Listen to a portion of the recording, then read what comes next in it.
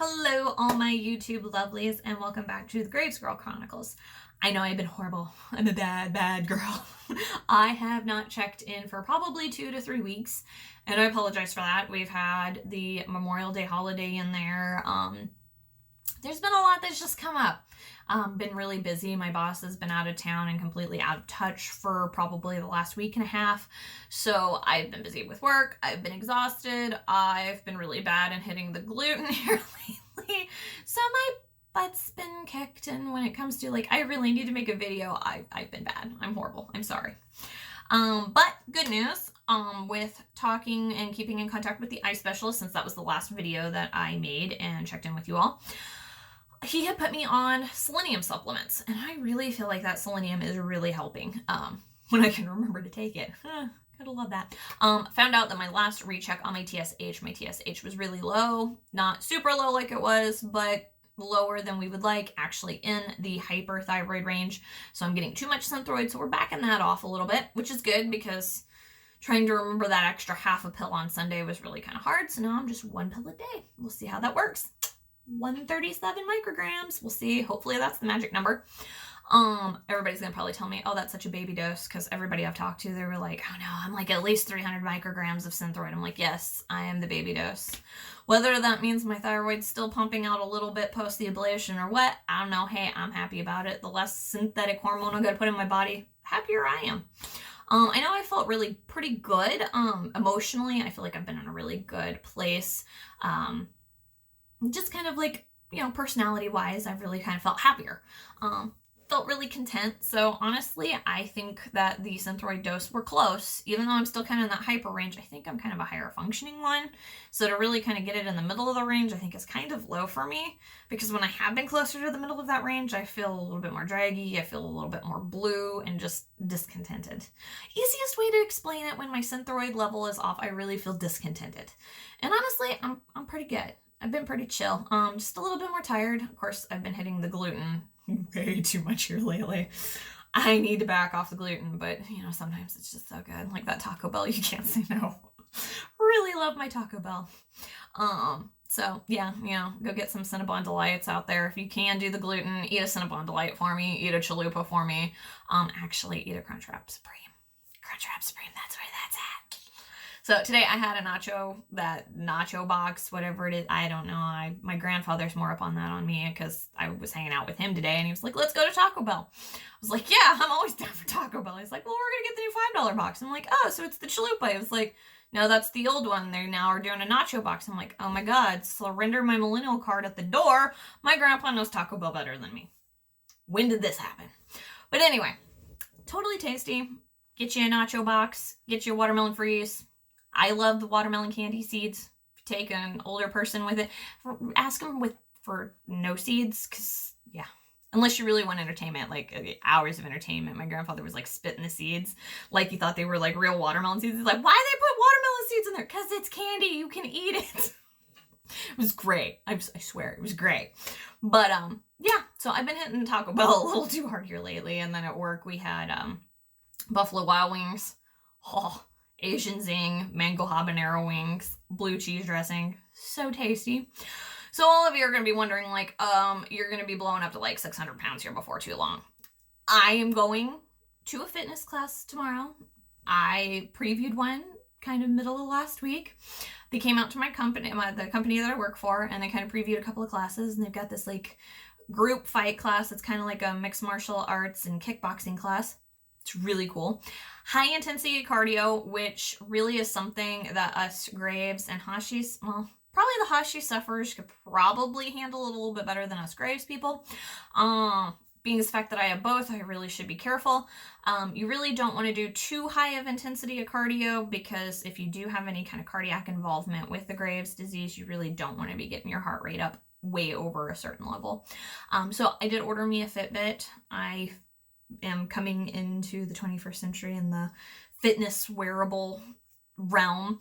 So I've got a Fitbit. It should be coming tomorrow. Hopefully it'll get here before I have to leave for my fitness class, and I can come and pick it up over my lunch. Gonna set it so that I can kind of keep a track of that heart rate and make sure that I don't get it too high, and just kind of listen to my body, know my limits. It's really fun. I really liked it. I felt really good afterwards. It felt nice to really kind of get back into some of the cardio because I'd really tried to do the yoga to help zen and kind of relax from some of the anxiety and the stress, because stress is our biggest enemy as Graves patients. So I was doing the yoga to try and kind of like help that, but whatever. Anyway, I know I had got on here to talk about the my Graves eyes and kind of some makeup tips, and here I'm talking about Taco Bell and kickboxing, but hey. Anyway, we'll go ahead and digress and get back to what I originally was going to talk to y'all. So with the Graves eyes, I have been taking the selenium supplements. I've been taking 100 micrograms in the morning and 100 micrograms at night, waiting a little bit in between taking the synthroid and then taking the selenium, because, you know, you don't want to take anything too close where the synthroid binds with whatever else you're taking and then neutralizes. I think I usually wait about 2, maybe 3 hours between, not intentionally, because I usually forget and get out of the house without taking my selenium. So I've got a bottle in my desk at work. And so if you are one that subscribes to Puritan's Pride, you can get you some selenium through there. It was really pretty cheap. I think it was buy 2, get 3 free. So I got like 5 bottles of selenium supplements. And I really think that my starey-eyed look and the lid retraction, I really think is kind of doing better. So I'm really happy, because with the doctor saying that he couldn't get me back to baseline and really kind of getting a little more better look, a little less starey-eyed look, just even with the supplements and stuff, I'm really kind of hopeful that surgery may be a little less involved. So I'm praying real hard on that. But anyway, if you're having issues with the starey eyes and it's bothering you as much as it did me, a little trick that I had found is all in how I did my makeup for my eyes. Now, some of you gentlemen that are very he-man, masculine men that don't wear makeup, definitely check into that selenium. I think it'd be a really good thing for you. But for everybody else and all of us ladies that like our makeup and everything, here is kind of some of the tips and tricks that I have found to be able to get my eyes a little bit narrowed. Everybody knows that when you do a smoky eye, it has a tendency to elongate and kind of narrow the eye. So if you have a very wide open big eye and you want to make it look smaller, do a smoky eye, which I have done today, and really kind of smoked out that corner, really kind of darker crease. I kind of do that little pop in the center of the eye so my eye doesn't look completely darkened and blackened, because that's just not sexy either. So if you get a nice little sparkle shadow kind of offset so that the eye is not completely closed off, but everything's kind of elongated, a little bit darker, you do the smudgy line underneath, kind of helps to kind of close that eye and make it look a little bit smaller than it otherwise would. I did not do this today. I did not line because eyeliner, I find, especially trying to get it off in the evening, has become a little bit irritating for my eyes, in which when our eyes are already kind of dry and irritated anyway, the last thing we want to do is put another product on to actually irritate them further. So especially for special occasions, big meetings, anybody that I think I'm going to be around that might be a little bit more observant and weirded out by my eyes, I will line when I'm going to be going to some kind of situation like that. My eyeliner that I love and I live and I die by, and I found this before I even got diagnosed with Graves, is the Marc Jacobs Highliner eyeliner. And I use it in the color Blacker, which looks like lacquer, but with black, so Blacker, all one word. I love, love, love this eyeliner. I get it at Sephora. I think it's like $18 for an eyeliner. Some people are thinking, oh my gosh, that's highway robbery. It's expensive for an eyeliner, but this stuff, one eyeliner pencil has lasted me, I want to say at least 8 months. And that's when I was lining every single day. And it doesn't take much. It's a nice one swipe coverage. It stays put. If you are one to really line your waterline, it is perfect for that because it does not budge. It doesn't run, it doesn't budge, it doesn't fade out, it doesn't flake. It is like my go-to holy grail of eyeliners. So when you do line to make the eye appear smaller and a little less starey-eyed when you have the lid retraction, do not do a big thick line, because a big thick line is going to take up more space between your lash line and your crease.